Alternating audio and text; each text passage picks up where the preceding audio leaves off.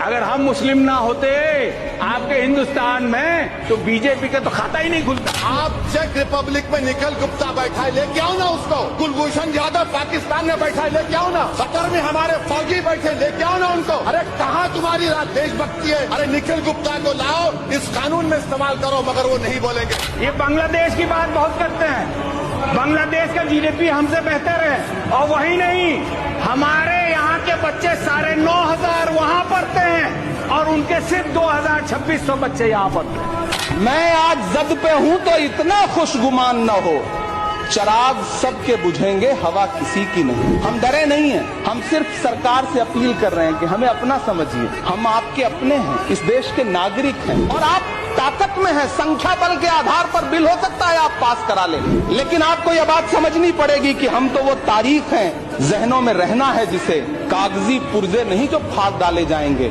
जिस जमी पर मैं खड़ा हूं ये मेरी पहचान है। आप आंधी हैं तो क्या मुझको उड़ा ले जाएंगे? मुझसे पूछा जा रहा है कि 500 साल पहले तुम्हारी मस्जिद थी, नहीं थी? ख्वाजा अजमेरी की दरगाह कह रहे नहीं है। अरे सर, अगर मैं इस पार्लियामेंट में खोद दूं, इसमें गड़ा कर दूं, तो खारे जहां का हिस्सा मिलेगा तो मेरी हो जाएगी। What has change, please tell me. वजीर आजम कहते हैं कि वक्त का ताल्लुक संविधान से नहीं है। अरे कौन पढ़ा रहा है वजीर आजम को? आर्टिकल 26 पढ़ा लीजिए। खुदाई चल रही है इस देश में, कई जगह खोदे जा रहे हैं। ये खुदाई हम सब सांसद मिलके करें। किसान विरोध करे, देशद्रोही है।